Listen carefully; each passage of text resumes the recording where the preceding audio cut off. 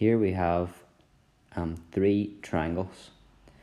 The first triangle will be O to R to S, a right angle triangle, and we'll call this angle, the smaller angle, angle B.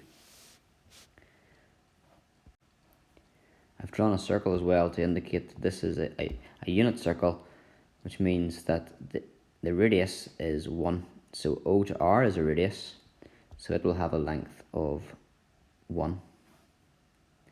The next triangle we're going to look at is from O, the centre, to Q to P. It's also a right angle triangle, and we're going to call its angle A. So A represents the complete turn there. B is a smaller turn. And then we've got a third triangle from Q to R to T, and there'll be a right angle at T. So I should have said as well OQ, because it's a unit circle and OQ is a radius, it will have length 1 also.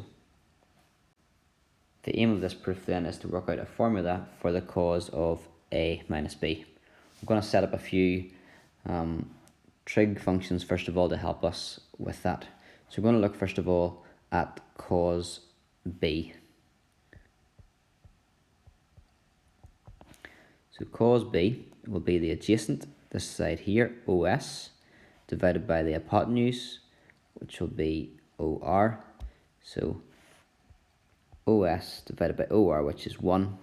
So simply, the hypotenuse OS is equal to cos B.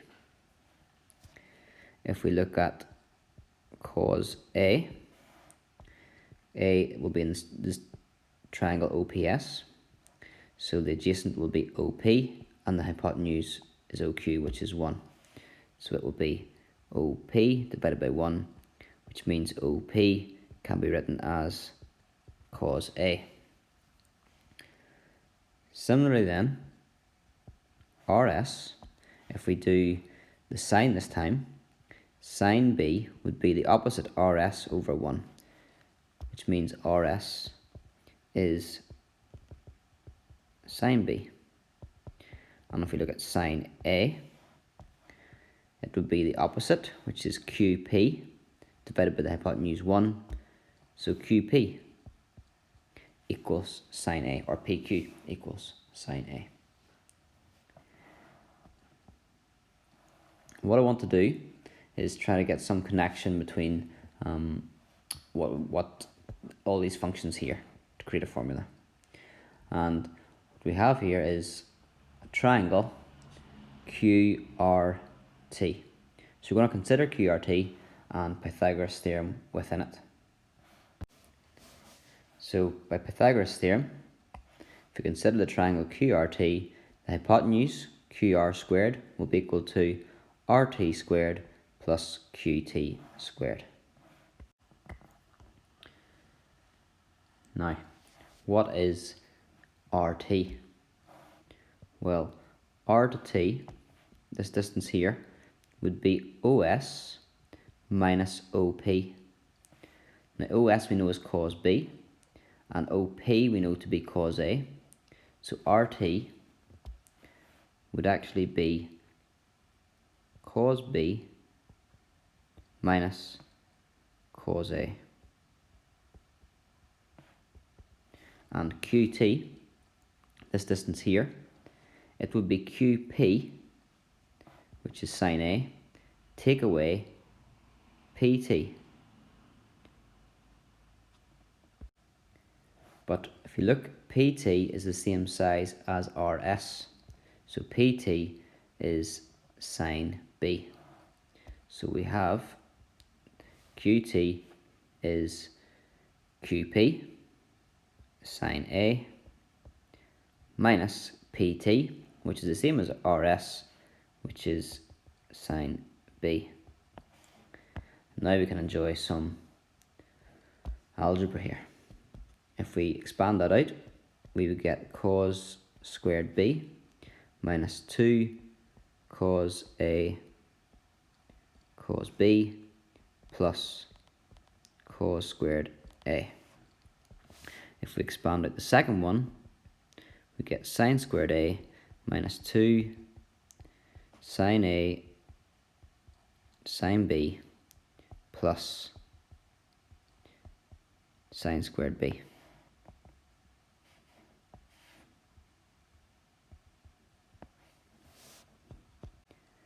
What we can then do is reorder this. So I'm going to bring the sine squared b to the front along with the cos squared b. And then I'm going to bring the sine squared a to the third term. And there's also a cos squared a, you can see there. And then I've got not a lot of space, that's what I've got. I've got a minus 2 cos a cos b and a minus 2 sine a sine b. Now what can I do with that? Well, I put these at the start because sine squared plus cos squared of the same angle equals 1, and sine squared of cos squared of the same angle again equals 1. So they both produce 1. So that would simplify to give you 2. So you'd have 2 minus 2 cos a cos b minus 2 sine a sine b. And what was the point of that? Well, that worked out what QR squared is. So we're going to go back to this triangle and look at QR again. QR is in this triangle QRT, and we worked out an equation from that. But QR is also in the triangle OQR, the isosceles triangle. So we're going to look at the triangle OQR, and because it's not right angled, we're going to use the cosine rule because we've got two sides and we want to find a third side.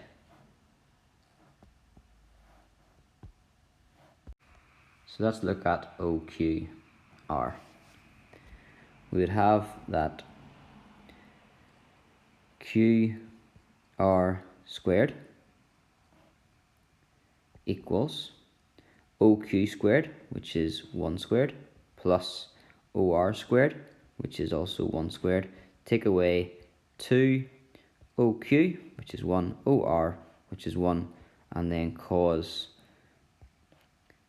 The angle in here is not A, but it's the bit that's left over if you take B away from A. So the angle is cos of A minus B.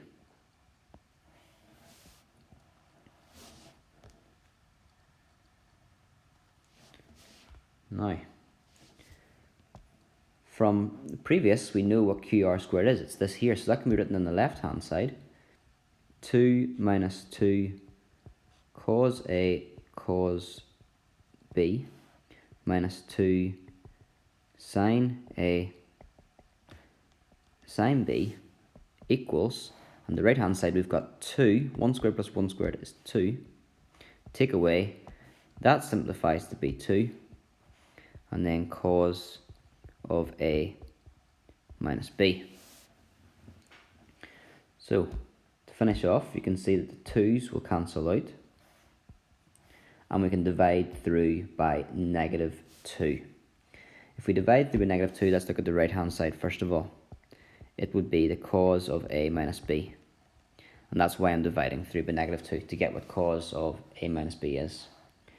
Divide the left-hand side by negative 2, you would get cos A cos B plus sine A sine B. Now there are various proofs to get that, but you don't need to know any of the proofs, it's just to give you some appreciation, and I'm sure you enjoyed those 10 minutes. So here are the compound angle formulas straight from the formula booklet. Just to read them out so you can understand them. They give you two formulas at one time. So sine of A plus B would be sine A cos B plus cos A sine B. And then if you wanted to do sine of A minus B, it would be sine A cos B minus cos A sine B, and so on. And for all three, you don't need to worry about that. That didn't used to be in there, from what I can remember. It's a bit technical. Now, before we go into some examples, we want to look at some clever choices of A and B that will generate some special cases. So let's begin with letting A equal 0. If A equals 0, then the formula for sine would be 0 minus B, and taking the bottom one, sine of A minus B, so that would be sine of 0 minus B. That would equal sine of 0 cos of B minus cos of 0 sine of B. Now, what is sine of 0 minus B? That is sine of minus B.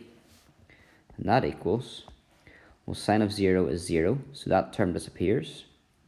Cos of 0 is 1, so we end up with minus 1 sine B, or minus sine B. Now, if we think about that, think about the graph of sine B.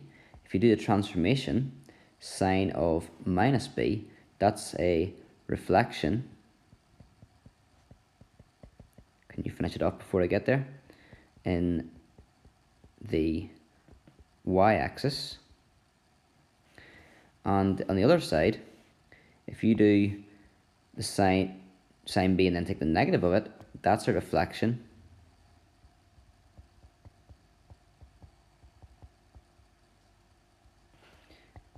in the x-axis.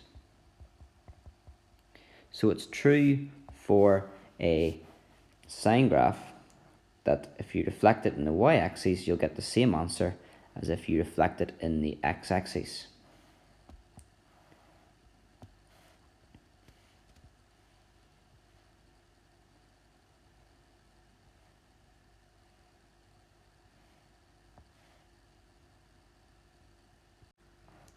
If that's true, i.e.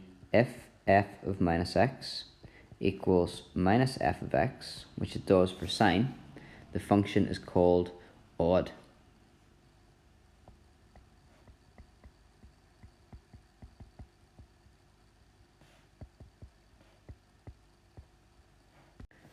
Or in other words, sine x is odd. Let's do something similar, but this time with the cos. So we're going to let A equals 0 again. We've got the cos and the formula. Just keep it there. We have cos of 0 minus B would equal cos 0 cos B plus sine 0 sine B. That simplifies to be the cos of minus B. The cos of 0 is 1, so you've got 1 cos B, or cos B. And the other one is sine 0 is 0, so that term disappears. So you end up with cos of minus B equals cos B. Now, that's a reflection, remember, in the y-axis. And that's saying if you reflect the cos graph in the y-axis, you actually get the same graph again. Again, you can have a look at this to check that that is correct. You can see how it does reflect symmetrically in the y-axis.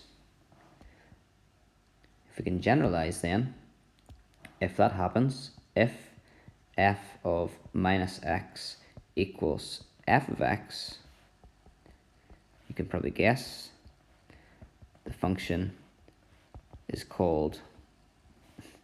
is even. So cos x is even. What about tan? Well, it's not symmetrical about the y-axis, so tan x is also odd.